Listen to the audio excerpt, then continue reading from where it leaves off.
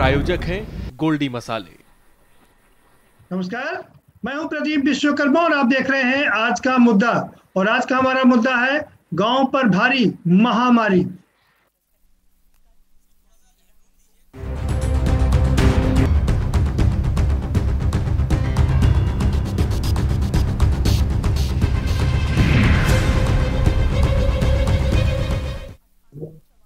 जी हाँ, गांव पर महामारी बुरी तरीके से भारी है। गंगा यमुना सभी जगह तैरती लाशें इसका पुख्ता सबूत है। लाशों के मिलने का सिलसिला है कि थमने का नाम नहीं हो ले रहा है। यूपी के गाजीपुर से लेकर के बक्सर तक लाशों के मिलने का सिलसिला लगातार जारी है। गंगा में लाशें मिल रही हैं तो यमुना हमीरपुर में यमुना में भी लाशें तैरती हुई नजर आ रही हैं। साथ ही साथ में गंगा की तो बात छोड़ दीजिए, गंगा के किनारे और नदियों के किनारे भी लाशों की कतार जमीन में दफनाई हुई मिल रही हैं। जैसे ही थोड़ा पानी बरसा, मिट्टी बह के बाहर गई तो उसके बाद रेत बह के बाहर गई और उसके बाद से लाशें सामने आ गई, जिनको अब जानवर खा रहे हैं और इसे और भी बहुत ही विभत्स और डरावना दृश्य प्रस्तुत कर दिया है। बड़ी बात यह है कि जो बड़े शहर है लखनऊ, कानपुर, इलाहाबाद, बनारस, यहाँ से कोरोना की पीक तो निकल चुकी है, लेकिन इसने अब गांव में अपने बुरी तरीके से पसार लिए हैं। और गांव में बड़ी बात यह है कि उत्तर प्रदेश में, खासकर पूरे देश की हम बात करें, हमारे देश की 70% आबादी गांव में ही वास करती है। और दूसरी बड़ी बात यह है कि गांव में वो सुविधाएं नहीं है जो कम से कम लखनऊ जैसे शहर या दूसरे शहरों में मिल जाती हैं। जब लखनऊ में ये आलम था या दूसरे बड़े कानपुर की बात करें या हम बनारस और इलाहाबाद की बात करें, जहां पर लोग सांसों एक ऑक्सीजन के लिए तरस गए, तो गांव में ये जो विकट स्थिति है उससे सरकार कैसे निपटेगी, ये अपने आप में सबसे बड़ा सवाल है। हालांकि सरकार लगातार कोशिश कर रही है, घर घर ट्रेसिंग की बात कर रही है और ट्रीटमेंट की बात कर रही है, लेकिन सवाल ये उठता है कि क्या सरकार के पास इतना बड़ा अमला है कि घर घर ट्रेसिंग की जा सके, घर घर ट्रीटमेंट किया जा सके, और अगर स्थिति बिगड़े ऑक्सीजन को लेकर के, साथ ही साथ में दवाइयों के लिए और बेड के लिए, तो क्या हम उतना तैयार हैं? ये बड़ी बात है। और क्या ये महामारी गांव पर अब बहुत भारी पड़ने वाली है, इसी पर चर्चा करेंगे। हमारे साथ में खास मेहमानों का पैनल जुड़ा हुआ है, हम उनसे आपका परिचय कराएंगे, लेकिन उससे पहले आपको एक रिपोर्ट दिखा देते हैं। ये रिपोर्ट देखिए, उसके बाद इस पर चर्चा करेंगे।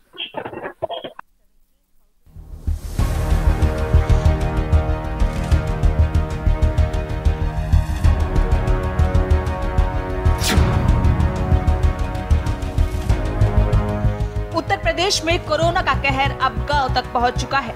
इस बात को सभी मान चुके हैं, लेकिन जानकारी के अभाव में कई लोग इसे अभी भी एक रहस्यमयी बीमारी बता रहे हैं। इस वजह से लोगों को समय रहते इलाज भी नहीं मिल पा रहा है और कई की जान जा चुकी है। कोरोना संक्रमण से मर रहे हैं, ज्यादातर कोरोना संक्रमण से दिक्कत आ रही है, क्योंकि हमारे यहाँ जाँच अभी तक हुई नहीं है। स्वास्थ्य विभाग बालू चल रहा है, लापरवाही बहुत है इसमें।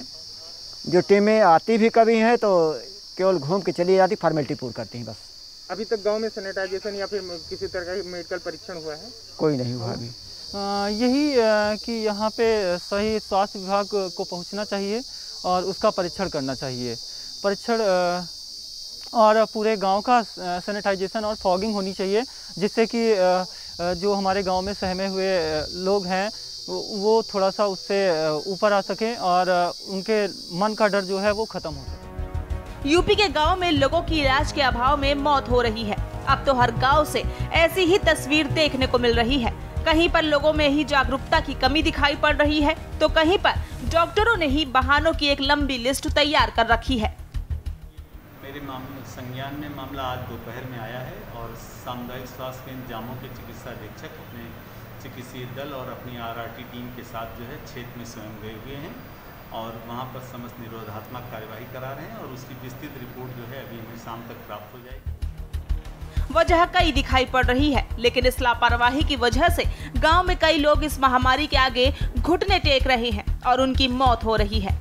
अब तो कई गांव ऐसे भी सामने आ रहे हैं जहां पर नदी में ही मृतक के शवों को प्रवाहित किया जा रहा है, जिस पर प्रशासन ने रोक लगा रखी है। शवों को जल प्रवाहित नहीं करेंगे, मैं आपके माध्यम से अपने जनपदवासियों को बताना चाहूँगा कि हमारे जनपद में जितने भी क्रिमेशन ग्राउंड हैं, जहाँ जहाँ अंत्येष्टि स्थल बने हुए हैं, जहाँ जहाँ लोग डेड बॉडी की अंत्येष्टि करने के लिए आते हैं, उन सभी स्थानों पर हमने लकड़ियों की पर्याप्त उपलब्धता बना रखी है। हम एक बैंक बनाने जा रहे हैं जिसमें हम सरकारी तौर तरीके से तो रखेंगे ही, अगर कोई उसमें सहयोग देना चाहेगा तो हम उसके सहयोग को भी स्वीकार करेंगे। हर तरफ सिर्फ बेबसी और तबाही का मंजर देखने को मिल रहा है, लेकिन फिर भी प्रशासन की तरफ से कोई पुख्ता इंतजाम नहीं किए जा रहे। कोई चेकअप की व्यवस्था नहीं है और न ही कोई स्वास्थ्य महकमा मदद को आगे आ रहा है। कुछ हफ्तों पहले देश के सबसे बड़े राज्यों में शहरों के जरिए कोरोना के रिकॉर्ड तोड़ मामले देखने को मिल रहे थे, लेकिन अब वहां पर स्थिति कंट्रोल में आती दिख रही है और गांव में पैर पसार चुका कोरोना अपना रौद्र रूप दिखा रहा है। कोरोना की गोद में गांव आ चुके हैं। स्पेशल डेस्क रिपोर्ट के न्यूज इंडिया।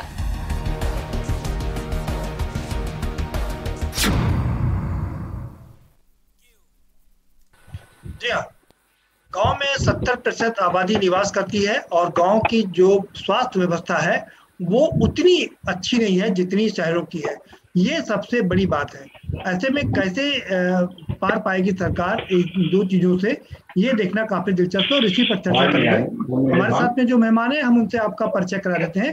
केसी जैन साहब जुड़ चुके हैं हमारे साथ में, प्रवक्ता है भारतीय जनता पार्टी के और पेशे से बहुत वरिष्ठ वकील भी हैं। बहुत स्वागत है केसी जैन साहब आपका। धन्यवाद। हमारे साथ गजराज सिंह जी जुड़ चुके हैं, पूर्व विधायक है कांग्रेस के, आपका भी बहुत स्वागत है गजराज जी। हमारे साथ दो बहुत वरिष्ठ डॉक्टर साहब जुड़ चुके हैं, डॉक्टर वीएन त्रिपाठी साहब जुड़ चुके हैं जो पूर्व डीजीएमई है और कोरोना की जो वैक्सीन चल रही थी, दूसरे जो काम चल रहे थे उसको वो कानपुर में हेड भी कर रहे थे। आपका भी बहुत स्वागत है डॉक्टर वीएन त्रिपाठी साहब। हमारे साथ डॉक्टर एके शुक्ला, डॉक्टर अनिल कुमार शुक्ला जी हैं, पूर्व सीएमओ है, सरकार के काफी नजदीक रहे, बहुत सारे काम देखे उन्होंने और इस फील्ड में महारत उनको हासिल है। आपका भी बहुत स्वागत है डॉक्टर अनिल शुक्ला जी। सीधे केसी जैन साहब का रुख करेंगे। केसी जैन साहब जी, कैसे जो चिंता है लोगों की कि 70% आबादी गांव में निवास करती है और व्यवस्थाएं उतनी उन्नत किस्म की नहीं है, तो कैसे पार पाएगी सरकार इससे? देखिए आदरणीय प्रदीप जी, पहली बात तो यह है कि जो कोरोना की महामारी अब तक चल रही थी उस पर काफी कुछ स्थिति कंट्रोल में पूरे देश स्तर पे भी है, प्रदेश स्तर पे भी है। क्योंकि लगभग हर एक प्रदेश ने जो लॉकडाउन लगाया अपने अपने वहां पर, इस तरीके से पूरे देश में एक तरीके से लॉकडाउन की स्थिति है। कहीं पे आंशिक लॉकडाउन है, कहीं पे पूर्ण लॉकडाउन है। इससे बहुत बड़ा फर्क पड़ा है। दूसरी बात यह है कि जो जांचें हैं, लगातार जांचों को बढ़ाया गया है और साथ ही साथ जो मेडिकल की सुविधाएं हैं उनमें भी बढ़ोतरी लगातार हो रही है और हमारी सुविधाएं भी लगातार बढ़ रही है, जिससे कि और वैक्सीनेशन जो है, वैक्सीनेशन भी तेजी से हो रहा है। अब तक लगभग 16 करोड़ लोगों का वैक्सीनेशन हो चुका है।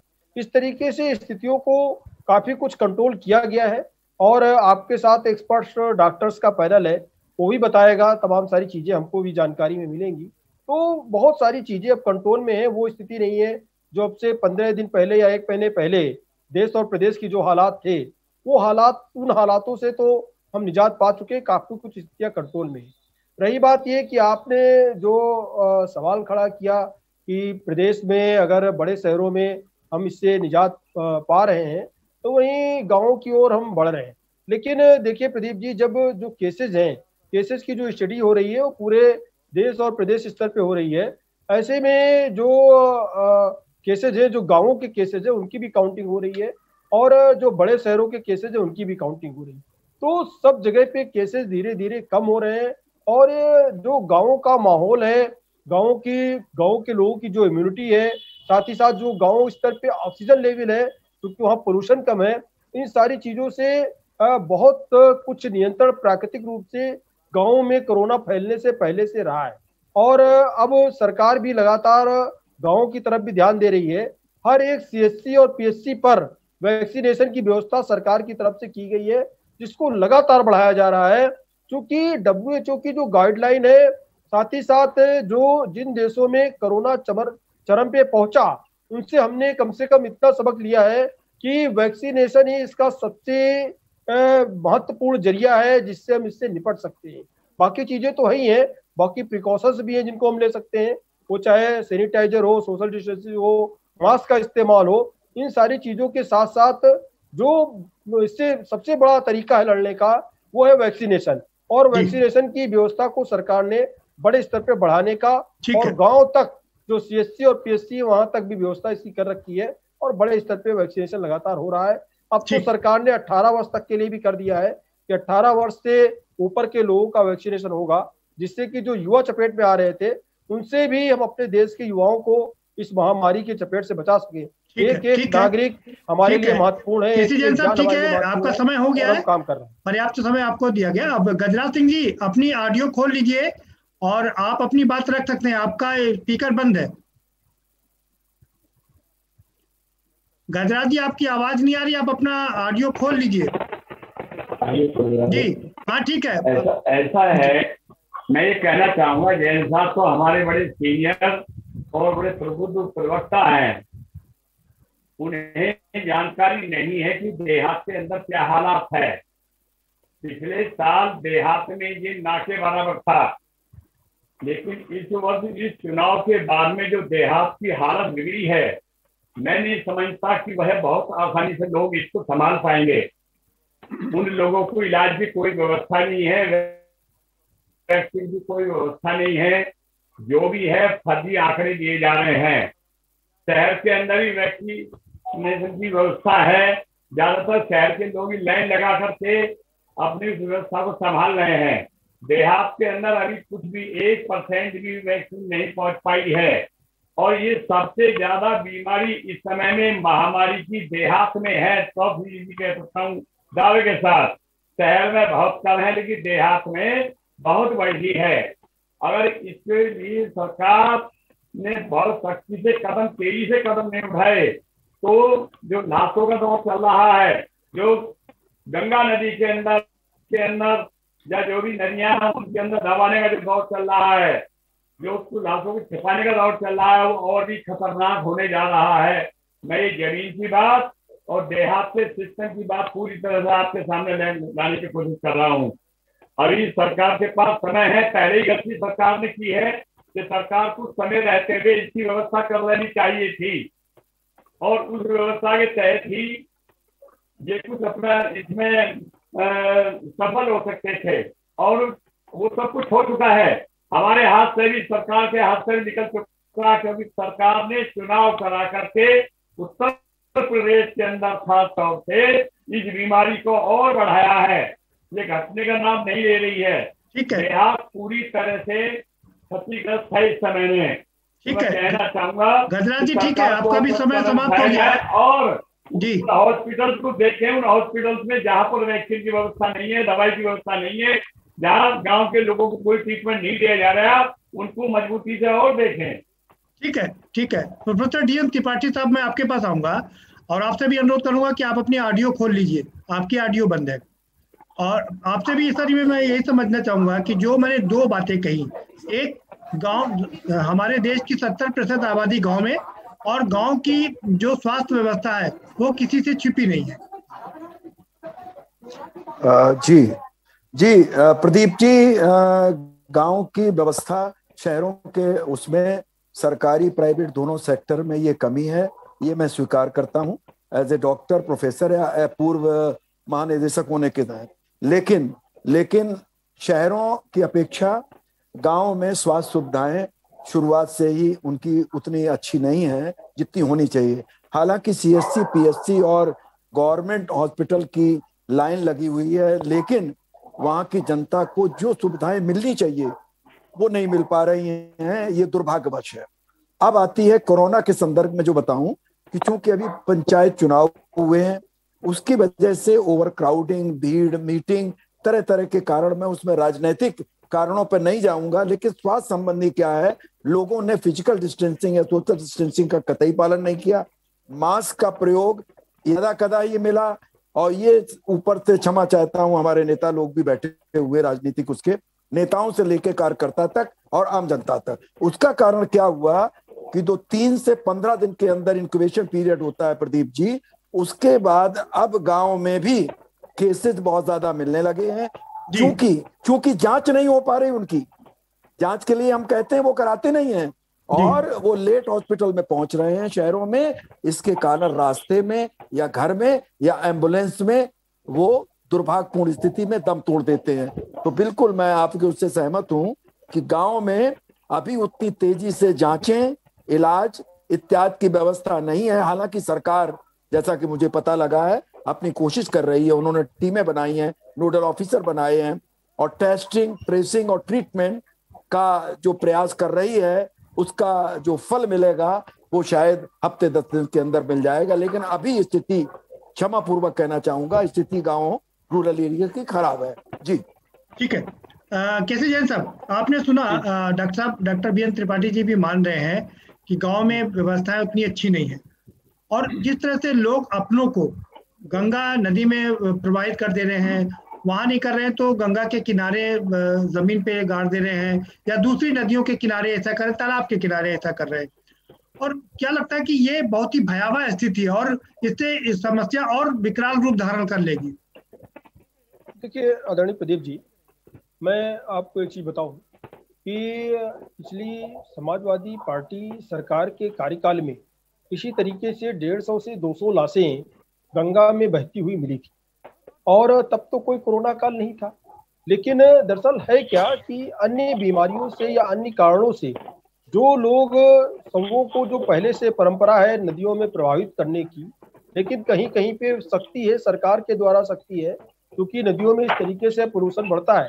तो क्या होता है, लोग गहराई में अंतिम संस्कार न करके नदी के किनारे इस तरीके से संस्कार कर देते हैं। मेरी बात आ जाए प्रदीप जी। जी नहीं, आपको पूरा वक्त जब सवाल, अब समय सवाल के जवाब का भी है ना, जवाब भी देना पड़ेगा, जनता के कुछ सवाल है।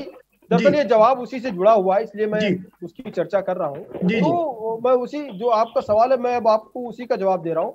तो इस तरीके से कभी कभी क्या होता है कि नदियों में कभी कभी ज्यादा जब पानी आ जाता है, और उससे जो एकदम नदी के किनारे जो इस तरीके के अंतिम संस्कार कर दिए जाते हैं और उछले स्तर के, तो वो बह करके नदियों में दिखाई देते हैं। नहीं, कैसी जैन साहब, ये कि डॉक्टर साहब नहीं है सवाल, कैसी जैन साहब सवाल सुनिए भाई, आधे नहीं है, पूरी डेड बॉडी दफना दी गई है, और जब अभी बरसात हुई या पानी थोड़ा बढ़ा, उसके बाद से वो सब ऊपर सब निकल के सामने आ गई।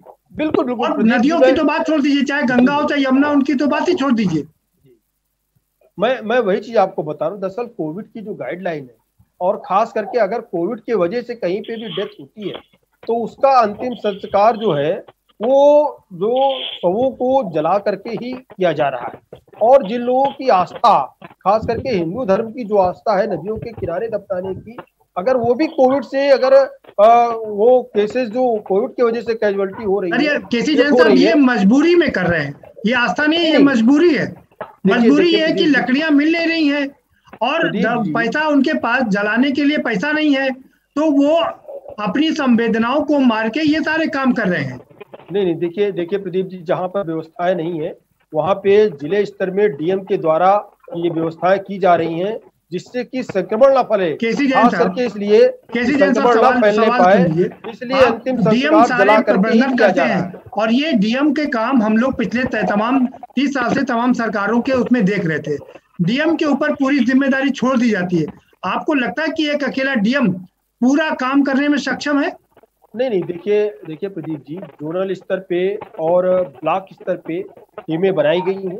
अगर कहीं पे किसी भी गांव में संक्रमण के कारण किसी व्यक्ति की अगर मृत्यु होती है, तो उसका अंतिम संस्कार जो है वो जला करके ही है, और चिता दे करके ही उसका अंतिम संस्कार है, जिससे कि ये संक्रमण न फैलने पाए। नहीं, वो तो आप बहुत ही आदर्श स्थिति की बात कर रहे हैं केसी जैन साहब। सवाल ये उठता है कि जब व्यवस्थाएं नहीं है, और आपने तो पुलिसिंग की भी व्यवस्था की है कि नदियों की पुलिसिंग की जाएगी, तो ये सब कहाँ से निकल के आ रहे हैं?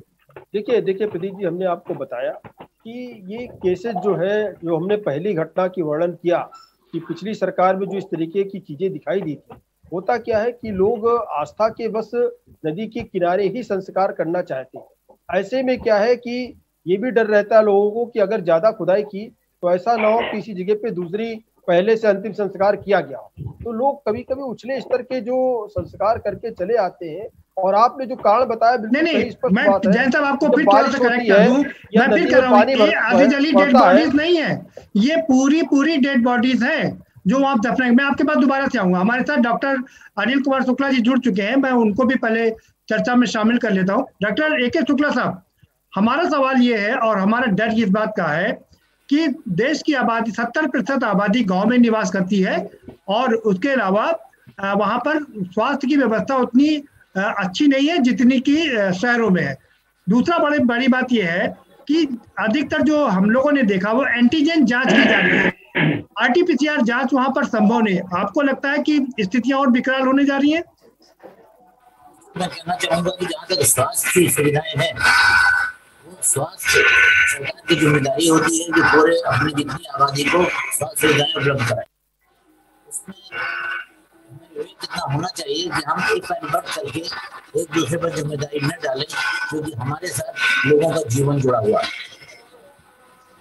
मैं कहना चाहूंगा कि ये संक्रमण की बीमारी है, 1 वर्ष से अधिक समय हो गया इस होते हुए, और पहले दिन से हम कह रहे हैं कि 2 गज की दूरी और मास्क है जरूरी। उसके बाद भी हम देख रहे हैं कि हमारे कुछ दलों ने बड़ी बड़ी मीटिंग की, रैली की, लोगों का ट्रांसपोर्टेशन हुआ, उसकी वजह से संक्रमण फैला। इससे इसमें कोई भी दो राय नहीं, लेकिन अफसोस इन बिंदुओं पर कोई भी दल चर्चा नहीं करता। क्यों फैला, वेस्ट बंगाल में क्यों फैला, बाकी और प्रांतों में क्यों फैला। ये जो आपका पंचायत चुनाव है, पूरे हिंदुस्तान के लोग अपने गांव में वोट डालने गए। डॉक्टर अनिल शुक्ला साहब, आपकी आवाज हम तक प्रॉपर तरीके से नहीं पहुंच पा रही है। मुझे लग रहा है बाकी के लोग भी आपको नहीं सुन पा रहे हैं। हम दोबारा से आपका रुख करेंगे, तब तक अपने सहयोगी से कहेंगे कि वो आपको दोबारा से जोड़े, जिससे कि आपकी साफ सुथरी आवाज सब तक पहुंच सके। आएंगे दोबारा से आपके। गजराज सिंह जी, जो बात कह रहे हैं केसी जैन साहब, क्या आप उससे इत्तेफाक रखते हैं कि लाशें तो पहले भी हुई थी, कोरोना काल से पहले भी समाजवादी पार्टी की सरकार में भी मिली थी डेड बॉडीज गंगा में?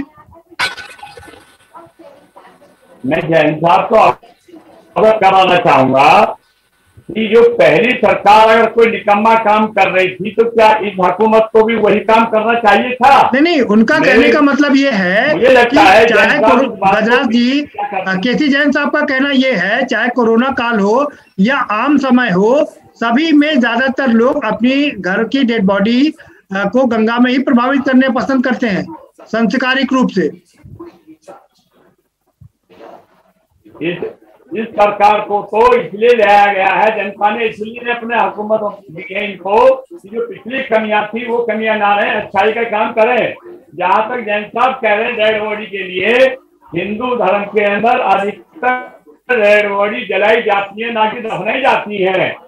और जो दफनाने वाली बात कर रहे हैं, मुझे तो ये भी लगता है, जो भी कुछ जानकारियां मिल रही है कि हॉस्पिटल से डायरेक्ट ले जा करके सरकार वो आंकड़े नहीं देना चाहती, उन्हें छिपाना चाहती है। उन डेड बॉडी को ले जा करके गंगा नदी में, यमुना नदी में या और दूसरी नदियों में उनको दबाने का काम कर रही है, जिससे जनता को मालूमात ना हो पाए। तो मेरी समझ में नहीं आ पा रहा। एक बात हो गई गजराज जी, आपको लगता है, गजराज जी आपको लगता है कि गाँव की जो स्थिति है वहां पर पूरी जांच हो रही है, आरटीपीसीआर की जांच हो रही है और व्यवस्थाएं हैं, दवाइयां मिल रही लोगों को? मैं पर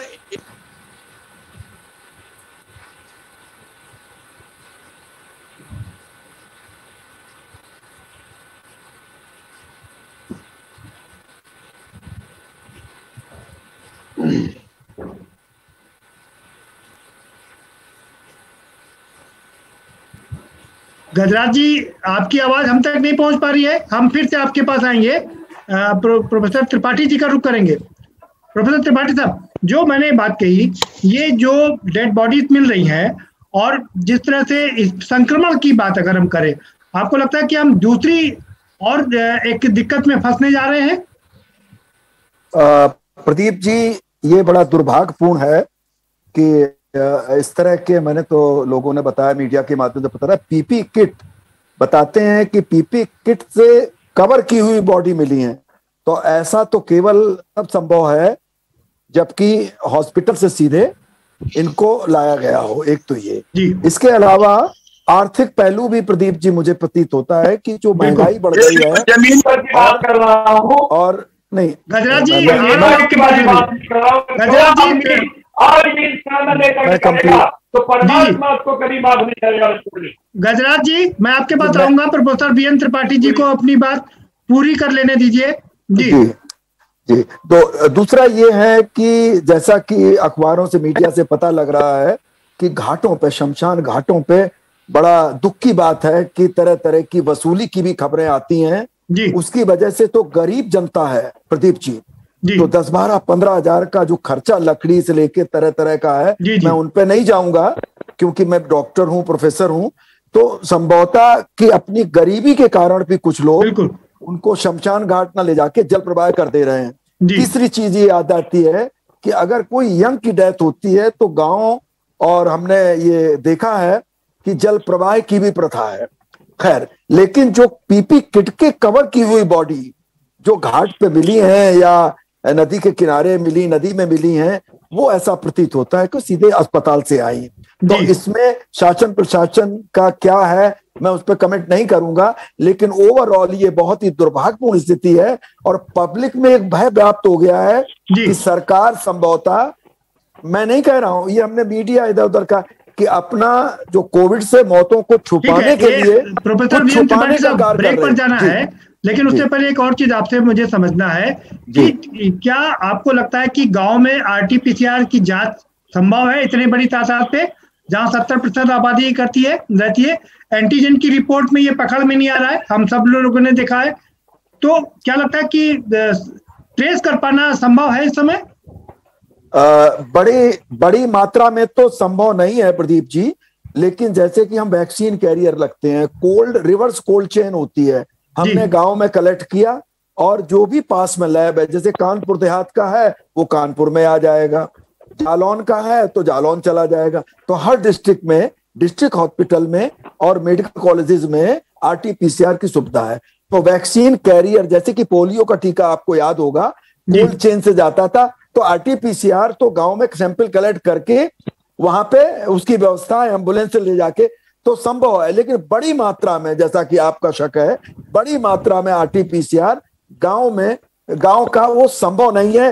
केवल हम उन्हीं केसेस में करेंगे जिसमें कि फीवर के साथ और सिम्टम है, वो भी लिमिटेड मात्रा में। जी बिल्कुल, ठीक है सर, आएंगे आपके पास में भी, सभी मेहमान बने हुए हैं, ब्रेक लेंगे, छोटा सा ब्रेक लेंगे और ब्रेक के पर आएंगे तो चर्चा के सिलसिले को आगे बढ़ाएंगे कि वैक्सीन की बात की जा रही है। प्रधानमंत्री जी ने भी कहा कि वैक्सीन ही एक ऐसा सहारा है जिसकी वजह से इस महामारी से बचा जा सकता है।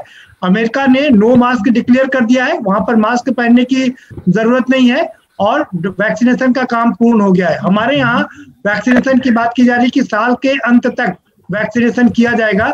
सवाल ये उठता है कि तब तक तो दूसरी और तीसरी लहर भी आकर निकल जाएगी, तब तक हम लोग कितनी जानें गंवा चुके होंगे, क्यों नहीं उससे पहले वैक्सीनेशन का तेजी से काम किया जा रहा है, ये भी सबसे बड़ा सवाल है। इसी पर चर्चा जारी रखेंगे, लेकिन एक छोटे से ब्रेक के बाद।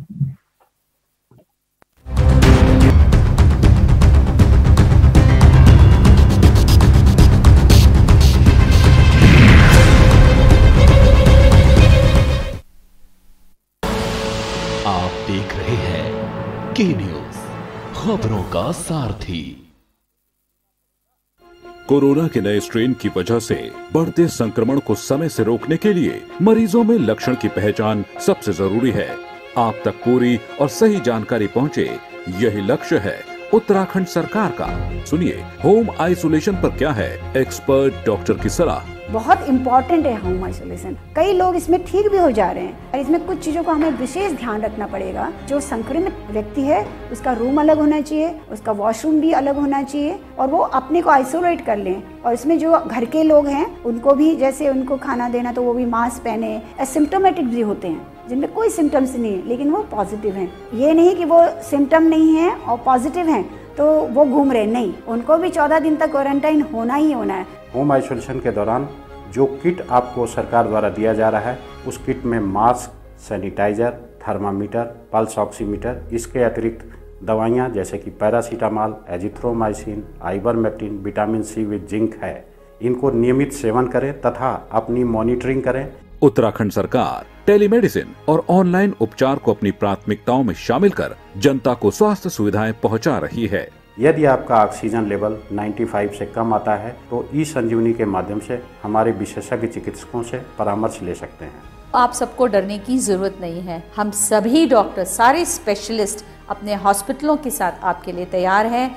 आपने सिर्फ अपने कुछ लक्षणों को पहचानना है। यदि आपको बुखार होता है और जो कि 100 और 101 से 3 दिन में भी नीचे नहीं आ रहा है, आपको साथ में खांसी होनी शुरू हो रही है, तो आप तुरंत अपनी जांच कराइए। हमारे पास ऑक्सीजन बेड और दवाइयाँ पूरी मात्रा में हैं। जब ज़रूरत हो तो आप 104 हेल्पलाइन में कॉल करके भी हमसे संपर्क कर सकते हैं। और अब सलाह कोरोना वैक्सीनेशन से जुड़ी है, ध्यान से सुनिए। सभी लोग जितनी जल्दी हो सके अपने को वैक्सीन लगवाएं। वैक्सीन लगाने से फ़ायदा ये है कि आपको यदि कोविड हो भी रहा है तो उसका जो संक्रमण होगा बहुत हल्का होगा। वैक्सीन लग भी जाए उसके बावजूद भी आपको मास्क को अच्छी तरह पहनना, नाक और मुंह कवर करते हुए, और 2 गज की दूरी बनाए रखें, भीड़ वाली जगह में ना रहें, और साथ में अपने हाथों को नियमित ढंग से धोते रहें।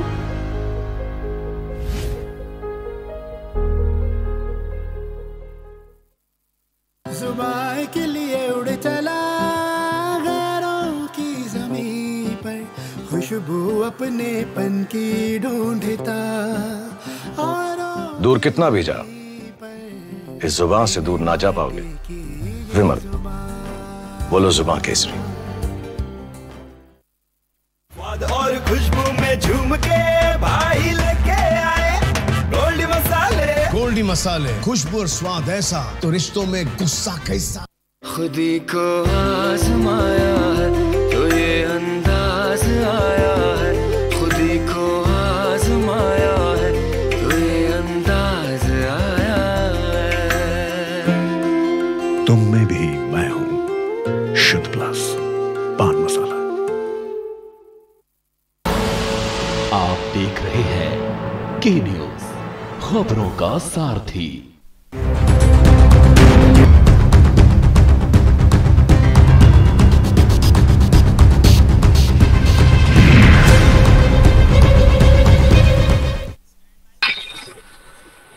ब्रेक के बाद आपका स्वागत है और सभी मेहमान हमारे साथ में जुड़े हुए हैं, और एक और खास मेहमान हमारे साथ में जुड़ गए हैं।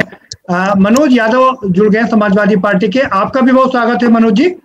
सवाल ये है कि जिस तरह से गंगा में लाशें मिल रही हैं और अब इस कोरोना ने गांव में बहुत बुरी तरीके से अपने पैर पसार लिए हैं। बात करें गांव की, देश की 70% आबादी गांव में निवास करती है और गांव में स्वास्थ्य व्यवस्था उतनी अच्छी नहीं है। आपको क्या लगता है कि एक और महामारी से जूझने वाले हैं हम लोग? देखिए, महामारी उत्तर प्रदेश में बड़ी विकराल रूप कर चुकी है और इस बात को न तो सरकार बता रही है और न प्रशासन पूरी तरीके से कहीं बताने के लिए सक्षम है।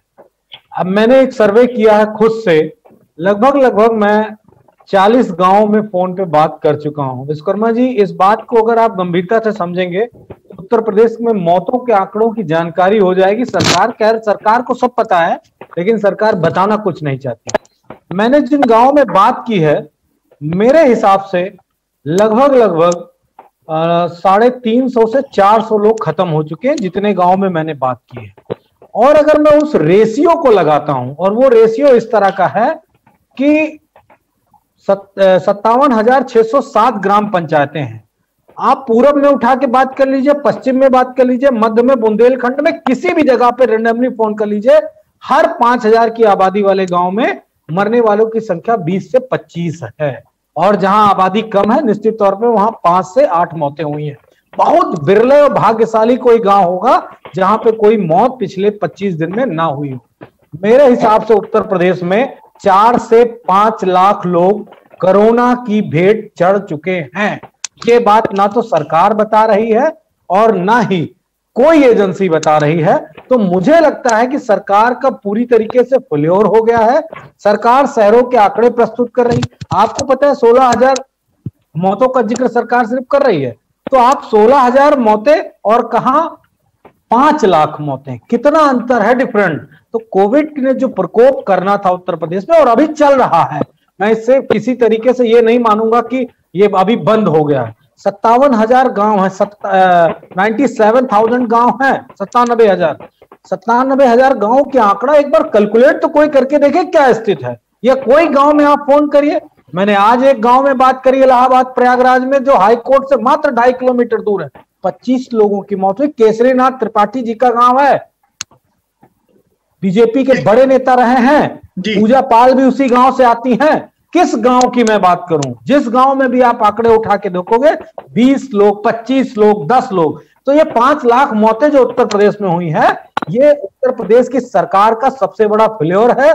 और एक सबसे महत्वपूर्ण बात, सरकार जीत गई, चुनाव भले हार गई, लेकिन उसकी मंशा जीत गई। पंचायत चुनाव की भेंट में उत्तर प्रदेश के 5 लाख लोगों की मौत हो गई। विश्वकर्मा जी, अगर मेरा तथ्य गलत हो तो भाजपा की सरकार सुन ले, मनोज यादव पे FIR करा सकते हैं और जेल भेज सकते हैं। ठीक है केसी जैन साहब, ये बात तो सच है कि तमाम खबरें आ रही हैं कि चाहे सहारनपुर हो या और कोई जिले हो, एक एक गांव में 35-35 लोगों की मौत हुई है।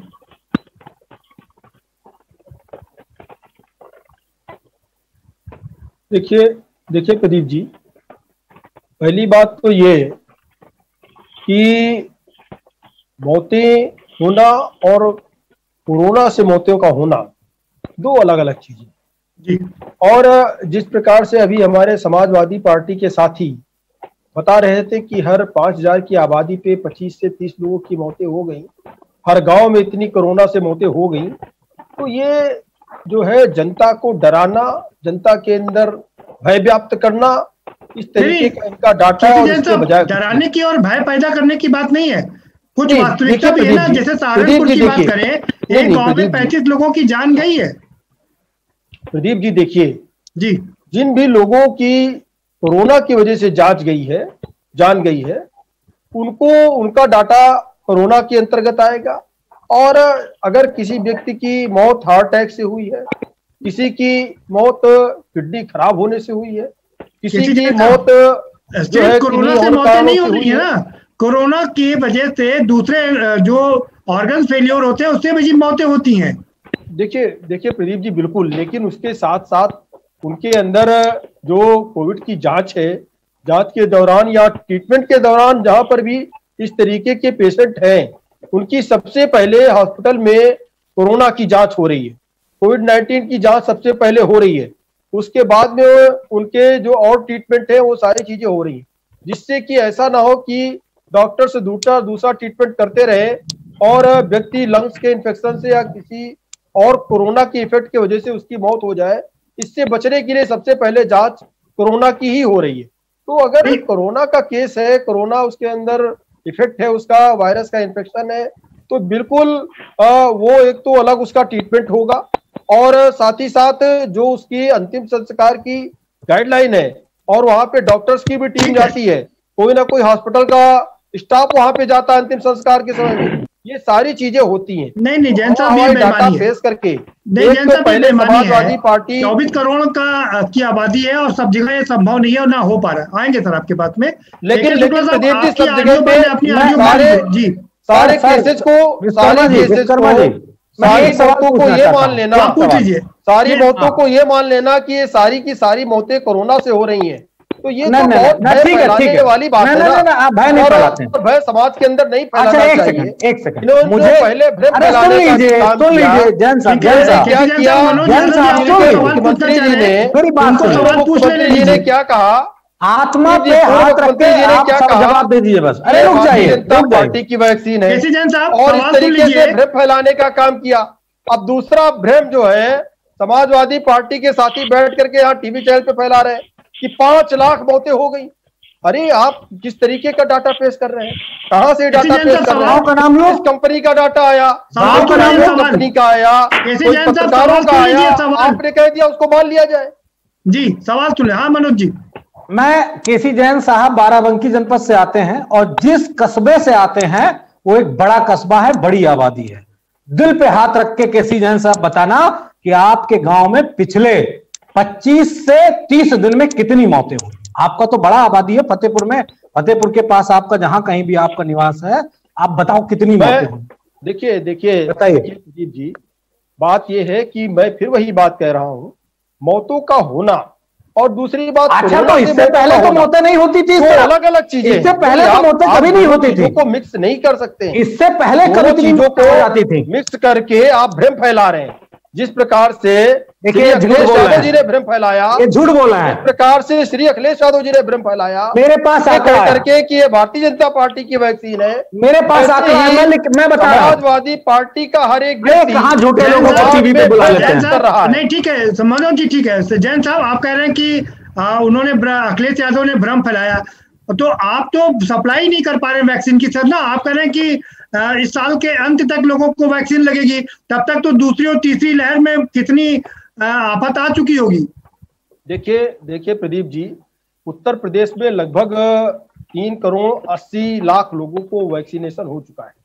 24 करोड़ की आबादी है सर। नहीं बिल्कुल, और 6 महीने हो गए। नहीं देखिए, लगभग एक करोड़ लोगों को उत्तर प्रदेश में लगभग वैक्सीनेशन हुआ है और 16 करोड़ लोगों को पूरे भारत देश में अब तक वैक्सीनेशन हो चुका है। आप 24 करोड़ की आबादी में 1 करोड़ का वैक्सीनेशन हुआ है, और अगर आपको 70% करना है तो इसका अंदाजा लगाइए आप कितने समय में कर पाएंगे। नहीं प्रदीप जी, देखिए वैक्सीनेशन भी क्रम वाइज हुआ है। जिनको सबसे ज्यादा खतरा था, डॉक्टर्स की टीम, पुलिस डिपार्टमेंट, पत्रकार, 60 वर्ष के ऊपर के लोग, पहले सबसे उनका वैक्सीनेशन हुआ। उसके बाद में 45 वर्ष से ऊपर के लोगों का वैक्सीनेशन। मनोज जी आऊंगा आपके पास। अब 18 वर्ष से ऊपर के लोगों का वैक्सीनेशन हो रहा है। प्रधानमंत्री जी ने साफ मना कर दिया है, अगर प्रधानमंत्री जी ने साफ मना कर दिया है कि जो वैक्सीन 45 से ऊपर वालों के लिए है उनको 18 से ऊपर वालों के मत लगाइए। आएंगे आपके पास में। डॉक्टर रनील शुक्ला साहब, अपनी आवाज खोल लीजिए, आपकी आवाज बंद है। डॉक्टर रनील शुक्ला साहब, आप अपने आप को पहले अनम्यूट कर लीजिए, आपकी ऑडियो म्यूट पर है। जी आना डॉक्टर AK शुक्ला साहब। हाँ आ रही है आपकी आवाज। सवाल ये है, जिस तरह से सहारनपुर हो या कुछ जिले ऐसे हैं, गांव ऐसे हैं जहां से एक गांव में 30-35 लोगों की मौत की खबर आ रही है, आप इससे कितना इत्तेफाक रखते हैं? देखिए, मौतें तो हो रही है, तो कोई दो राय नहीं है। और यहाँ डिस्कशन में आंकड़े पेश करने के बाद आंकड़े तो सरकार के पास होते हैं।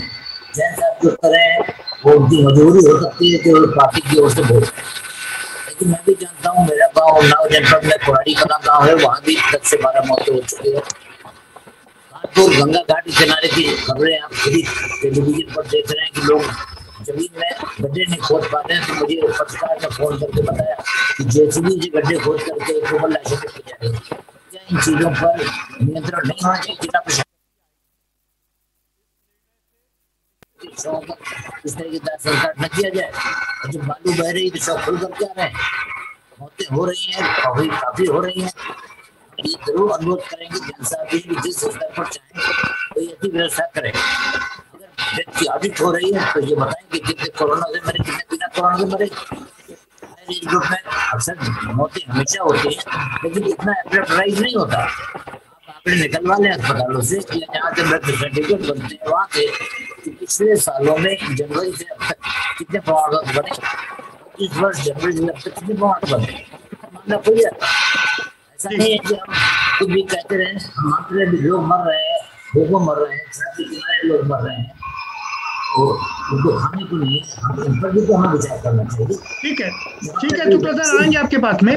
गजराज जी, इन सब इतना कहने के बाद ये भी सच है कि सरकार युद्ध स्तर पर काम कर रही है और उसने अपनी पूरी शक्ति झोंक दी है गांव में, इससे तो इनकार नहीं कर सकते ना आप। बिल्कुल झूठ है। सरकार ने देहात में कोई अभी ताकत नहीं झोंकी है। मैं फिर कहना चाहता हूं कि गांव के अंदर 1% भी व्यवस्था नहीं दे पा रहे हैं अभी तक। जो भी है शहर के लोग ही वही अस्पतालों में घूम रहे हैं, देहात के लोगों को कोई व्यवस्था नहीं मिल पा रही है। 2-3 दिन बुखार चढ़ता है और वो सिर्फ लोकल डॉक्टर गजराज जी टीमें बना दी गई है जो गांव में सर्वेक्षण कर रही हैं, गांव में जांच कर रही हैं और उनको मेडिसिन भी दी जा रही है। ये अलग बात है कि 100% नहीं पहुंच पा रहे हैं लोग तक, लेकिन फिर भी कोशिश की जा रही है सर। मैं कह रहा हूँ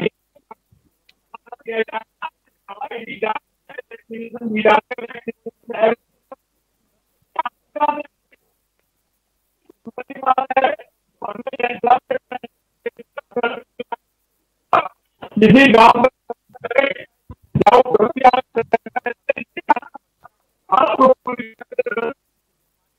ठीक है गजराज जी, आपकी आवाज थोड़ी सही से नहीं आ रही, लोग सुन नहीं पाते।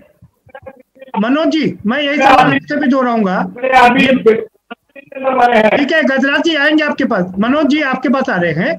ये बात सच है कि मौतों का आंकड़ा बढ़ रहा है, कई कई गांव से 35 लोगों की मौत की खबर आ रही है। प्रशासन ने नदियों के किनारे और जो शमशान घाट है वहां पर पुलिस के लोग तैनात कर दिए हैं कि जिससे सही आगे ना जा सके।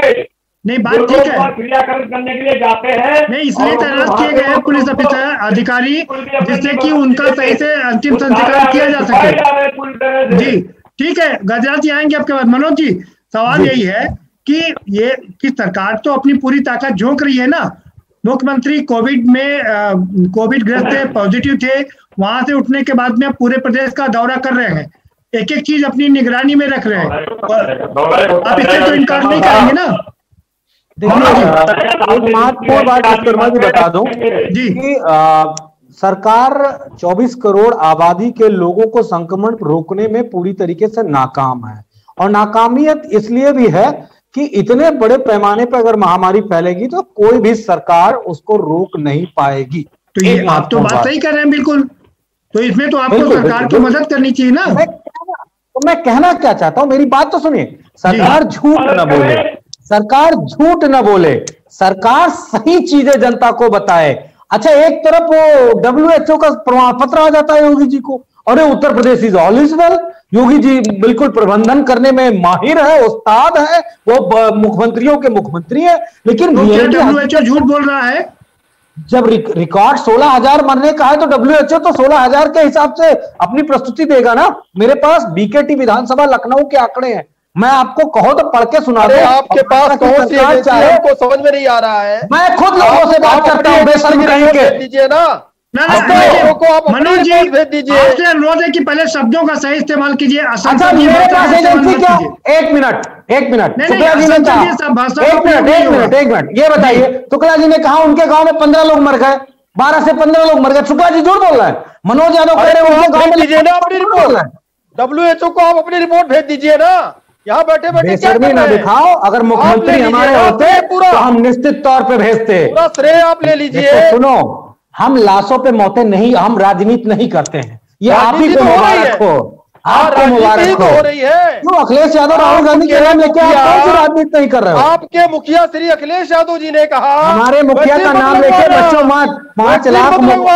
अरे तो वैक्सीन की हमारी हैसियत कहाँ वैक्सीन लगाने की?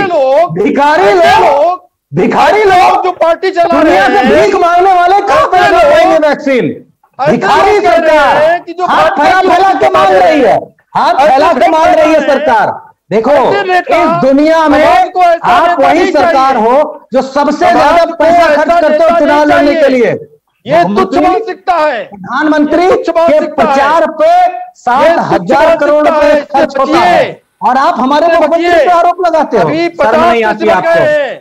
बेशर्म पहुंचेंगे। अरे छोड़ो, हमारी अपनी से नहीं बचे, मेरी छोड़ो, अपनी देखो। हमारी शून्यता पे नहीं, अपनी शून्यता पे विचार करो। उत्तर प्रदेश की मौतों के शून्यता पे विचार करो। हमारी शून्यता का विश्लेषण आप मत करिए। माफी मांगनी चाहिए अखिलेश जी को। कसम खाओ कि आपके यहाँ लोग नहीं मर रहे हैं। सामने आके माफी मांगनी चाहिए। खा सकते हो, और आपको भी माफी मांगनी चाहिए। हाँ, भगवान राम की कसम, खाओ भगवान राम की कसम। आप फैला रहे हैं, जो बता रहा हूँ सब झूठे। भेज दीजिए ना WHO को। खाओ भगवान की कसम। अगर हमें जनता ने ऑथराइज किया होगा, अगर जनता ने हमें ऑथराइज किया होता तो रिपोर्ट भेजते। मूर्खों, पता नहीं है क्या आपको कि रिपोर्ट WHO किसकी लेगी? विपक्ष की रिपोर्ट लेगी क्या? रिपोर्ट सरकार की ली जाती है। मत मूर्खता करो टीवी चैनल पे बैठ के। चुप बैठिए, बकवास मत करिए। लगा लेते हो क्या? बकवास मत करिए बैठ करके। मनोज जी और केसी जैन साहब बकवास दोनों को पर्याप्त समय दिया। वीरेंद्र त्रिपाठी साहब पे रुक करेंगे। वीरेंद्र त्रिपाठी साहब, आप अपनी ऑडियो विश्वकर्मा जी, ऑडियो खोल लीजिए। विश्वकर्मा जी, वैक्सीन है, विश्वकर्मा जी जो मौतों पे झूठ बोलते हैं उनको पाप लगता है। ठीक है मनोज जी, से डरो, ईश्वर से डरो। में समय नहीं खराब करना है, आऊंगा आपके पास। जब मुझे मेरी बारी में नहीं बोलने दिया तो मैं बिल्कुल बोलूंगा। मैं बीजेपी कुछ लोगों की विचारधारा की बात हो गई आपकी, तुम्हारे गांव में कितने लोग मरे हैं? समझने के लिए की बात की जा रही है, ना कि राजनीति की बात की जा रही है। को सामने आके क्षमा मांगनी चाहिए। जरा प्रोफेसर बीएन त्रिपाठी जी को, तुम्हारे मुखिया को उत्तर प्रदेश के लोगों का इलाज देना चाहिए, बेशर्म कहीं के। हो रहा है, कुछ नहीं हो रहा है, योगी ऑक्सीजन से मर रहे हैं, इस्तेमाल नहीं होगा। मैं बोलूंगा ऐसे शब्द नहीं। अरे आप तो आम आदमी पार्टी के साथ खड़े हैं। विश्वकर्मा जी ये बेशर्म लोग हैं, इन्होंने मैं बता रहा हूँ। सिलेंडर को जो व्यक्ति मौतों पे झूठ बोले उसको भगवान राम भी नहीं माफ करेंगे। आप खड़े हैं, चोरों के साथ आप खड़े हुए, आम आदमी पार्टी के साथ आप खड़े हुए। अरे आप तो जिस धर्म से आते हैं वहां तो इतना सच्चाई बोली जाती है जिसका जवाब नहीं, उसके साथ आप खड़े हैं, क्या बात करेंगे? किसके, कौन, कब, कैसे? अरे हमारी हैसियत नहीं बात करने की, मक्कारों, झूठों, मूर्खों, हैसियत नहीं है बात करने की। आप लोग मूर्ख हो, झूठे हो। ना मनोज यादव जी, आपकी ये बात मुझे अच्छी नहीं लगती है। आप मर्यादित शब्दों का इस्तेमाल करिए। अच्छा तो ये बताइए, एक मिनट विश्वकर्मा जी, सारी मौतों की जिम्मेदारी अखिलेश यादव की ना है? हैसियत भाजपा की वैक्सीन है ना, भाजपा की वैक्सीन। आज भी जितनी वैक्सीनें लग रही सब पे प्रधानमंत्री की फोटो सर्टिफिकेट पे क्यों फोटो है? ये भाजपा की वैक्सीन, कौन प्रधानमंत्री का फोटो लगा रहा है? मनोज यादव जी, आप जब राशन कार्ड पे अपने मुख्यमंत्री की फोटो लगा सकते हैं तो प्रधानमंत्री की फोटो क्यों नहीं लगा सकते? परिस्थितियां जैसी भी हों, अगर अनुकूल परिस्थितियां आप कुछ भी कर सकते हैं, इतनी विपरीत परिस्थितियों में आप प्रचार करोगे? मुख्यमंत्री की फोटो लगाई कि नहीं लगाई?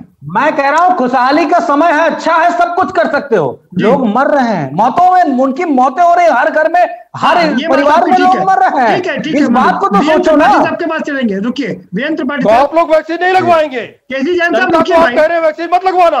केसी जैन साहब, अरे हम कह रहे हैं उत्तर प्रदेश की जनता को आप वैक्सीन लगाओ। एक तरफ कह रहे हैं मत लगवाना, कितनी वैक्सीन लगा पाए हो? केसी जैन साहब कैसे वैक्सीन लगा पाएंगे भाई?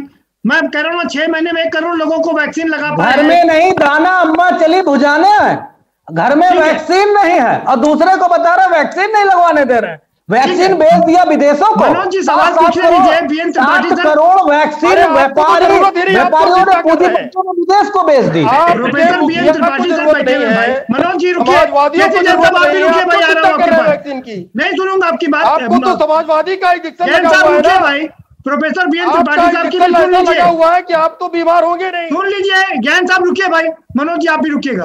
प्रोफेसर बीएन त्रिपाठी साहब, सवाल सबसे बड़ा ये है, एक तो हमारे पास अभी तक 1 करोड़ लोगों को वैक्सीन लगी है। एक तरफ तो सरकार कह रही कि विपक्ष भ्रम फैला रहा है, दूसरी तरफ जिस तादाद में वैक्सीन लगना चाहिए, आपको लगता है कि पर्याप्त मात्रा में वैक्सीन आ रही है और लग रही है? नहीं, देखिए हमारी अपनी लिमिटेशन है। वैक्सीन एक ऐसी चीज नहीं है प्रदीप जी जो रातों रात बनाई जा सके अचानक ऐसी मात्रा में। इसकी बड़ी कॉम्प्लेक्स प्रोसेस होती है और संयोग बस जो कानपुर सेंटर है वहां मैं वैक्सीन का ट्रायल का प्रिंसिपल इन्वेस्टिगेटर हूं, 2-3 का आपको बता तो इवन कोवैक्सीन का। तो ये बड़ी जटिल प्रक्रिया है और इसका रॉ मटेरियल भी हम विदेश पे निर्भर हैं, जैसा कि सबको मालूम है। तो फिर भी अगर हम पूरी शक्ति से जो आंकड़े के अनुसार, जैसा कि मैं प्रशासनिक अपने उत्तर प्रदेश का हेड रहा हूं, मैं कहता हूं कि 6 महीने से कम समय में हम अपनी पूरी जनता को 70% जनता को 6 महीने से लेकर के 10 महीने तक लगेंगे। ये बड़ी स्पष्ट बात है, कोताही नहीं है इसमें। हम माननीय मुख्यमंत्री या प्रधानमंत्री जी या कोई राजनीतिक बात नहीं है। और मेरा सभी अपने साथी जैन साहब का या मनोज जी का मेरा करबद्ध प्रार्थना है कि इस विषय पर राजनीति न करी जाए तो अच्छा है। ये बहुत बड़ी आपदा है। मैं विश्वकर्मा जी आपको बताऊं, England, America, Brazil, Italy, South Africa त्राहिमाम पिछले साल मचाते रहे, तब जाके हुआ। मेरा अनुरोध है कि सभी लोग, सरकार, सभी राजनीतिक दल, जनता, जो बात आदरणीय डॉक्टर साहब आप जो बात कह रहे हैं, गवर्नमेंट, प्राइवेट, जो बात आप कह रहे हैं, ये बात अखिलेश जी को समझ में नहीं आती कि ब्राजील, अमेरिका, स्विट्जरलैंड, फ्रांस, सारे की सारे देश परेशान है। समाजवादियों को तो ये समझ में आता है कि ये वैक्सीन भारतीय जनता पार्टी की वैक्सीन है, भाजपा की वैक्सीन, इसको मत लगवाना। मुझे कंप्लीट मांगनी चाहिए। वीएन त्रिपाठी जी को कंप्लीट कर लेने दीजिए। त्रिपाठी साहब मैं बस कंप्लीट कर लूं, बहुत संक्षिप्त में कहूंगा। त्रिपाठी सर मेरा एक और अनुरोध है आपसे, एक चीज और मैं आपसे समझना चाहूंगा। आपने कहा कि 6 महीने से साल भर का वक्त लगेगा कम से कम वैक्सीनेट करने में। सवाल ये कि तब तक तो दूसरी लहर निकल जाएगी, तीसरी लहर भी निकल जाएगी और तब हार्ड इम्यूनिटी की बात आ जाएगी, फिर वैक्सीनेशन का फायदा क्या होगा? प्रदीप जी, ये बड़ी खुशी की बात है कि गवर्नमेंट ने, यूपी गवर्नमेंट ने, चूंकि मैं रिटायरमेंट होने के बाद एक बड़े मेडिकल कॉलेज से जुड़ा हूं जो कि डेडिकेटेड कोविड, वहां पर आज ही कल एक लेटर आया है और बाइते मैं पीडियाट्रिक विभाग का हूं, क्योंकि बच्चों में इसका प्रकोप तीसरी लहर में ज्यादा होने की संभावना है। जैसे कि पहले में आपको याद होगा सीनियर लोग थे, इसमें मिडिल एजिड आ गए, यानी कि 30 से 50 के बीच में कैजुअलिटीज भी हुई हैं और सफर। अगले बार में मुझे ऐसा लगता है कि बच्चे और किशोर, तो मैं बता दूं सरकार की तैयारी है। विश्वकर्मा जी, हम देखिए मैं सरकार से जुड़ा रहा था, लेकिन आज मैं जो देख रहा हूं उसके हिसाब से सरकार बिल्कुल चिंतित है। आज ही मेडिकल कॉलेज में मैंने नोडल ऑफिसर पॉसिबल थर्ड लहर के लिए नियुक्त कर दिया है और विद इन ए वीक पूरी तैयारी हो जाएगी जिस मेडिकल कॉलेज से मैं जुड़ा हूं प्राइवेट। बात आपकी ठीक है सर, लेकिन मेरा सवाल वहीं पर है अभी भी कि जब हम 1 साल में हम वैक्सीनेशन करेंगे 70% का, तब तक तो हम दूसरी और तीसरी लहर से निकल चुके होंगे सर। ये देखिए, ये डिमांड और सप्लाई का है, चूंकि हमारा बहुत बड़ा प्रदेश है प्रदीप जी। मैं सभी अपने साथी मनोज जी से या केसी जैन साहब या हमारे पूर्व विधायक जी बैठे हुए, मैं सबसे ये कह दूं क्योंकि ये दुश्मन लड़ाई बहुत बड़ी है, ये केवल सरकार की बस की नहीं है, इसमें आम जनता, डॉक्टर, पैरामेडिक, राजनीतिक दल सब मिलके करेंगे। आपका अप्रीहेंशन बिल्कुल सही है कि जिस स्पीड से हम चल रहे हैं और जिस हिसाब से चल रहे हैं, 6 महीने से कम। एक और मैं पब्लिक को बता दूं, बच्चों में जो ट्रायल का है, अगले सप्ताह से बच्चों में भी हम अपना क्लिनिकल ट्रायल कानपुर के सेंटर से शुरू कर देंगे, जिसमें 2 साल से 18 साल के बच्चे और किशोरों पे भी हम इस वैक्सीन का ट्रायल करेंगे। ये खुशी की बात है। ट्रायल खत्म होने में कम से कम 3 महीना लगेगा, उसके बाद प्रोडक्शन होने में टाइम लगेगा, उसके बाद फिर अभी लगाने में टाइम लगेगा, तो पूरी लहरें तो निकल जाएंगी सर।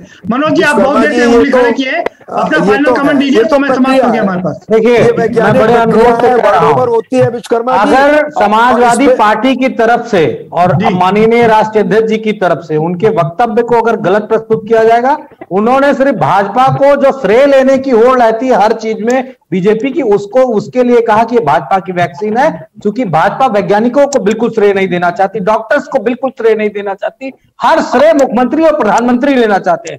आज जो इतनी मौतें हुई, इसका श्रेय कौन लेगा? कोई नहीं बात कर रहा, कोई चर्चा नहीं कर रहा उत्तर प्रदेश में। तो ये दुर्भाग्य है, अगर वाहवाही मिलेगी तो आपको जो बदनामी है वो भी आप ही के हिस्से आएगी। बिल्कुल ठीक बात है, अगर वाहवाही मिलेगी तो बदनामी भी लेनी पड़ेगी। और प्रधानमंत्री जी ने साफ कर दिया है कि हम आपके सहभागी हैं, जो भी हो रहा है उसमें मेरी भी सहभागिता है। बहुत सभी मेहमानों सामने आकर के जी, बहुत शुक्रिया आप सभी मेहमानों का इस चर्चा में भाग लेने के लिए। बड़ी बात यही है कि हमारी आबादी 70% आबादी गांव में निवास करती है और गांव की स्वास्थ्य व्यवस्था उतनी अच्छी, उतनी उन्नत नहीं है जितनी कि शहरों की है। ऐसे में बहुत मुश्किल है क्या वहां पर इस स्थिति को संभाल पाना। और दूसरी बड़ी बात है कि वैक्सीनेशन की बात की जा रही है, लेकिन वैक्सीनेशन की सप्लाई नहीं है। डिमांड तो बहुत है लेकिन सप्लाई नहीं है, और ऐसे में ये मुश्किल है कि हम जो हमारा टारगेट है कि कम से कम 60 से 70% तक लोगों को वैक्सीनेट कर पाए और हर्ड इम्यूनिटी कर पाए, वो भी अभी संभव नहीं है। फिलहाल इस कार्यक्रम में इतना ही। आप हमें दीजिए इजाजत और बाकी खबरों के लिए देखते रहिए के न्यूज़ इंडिया।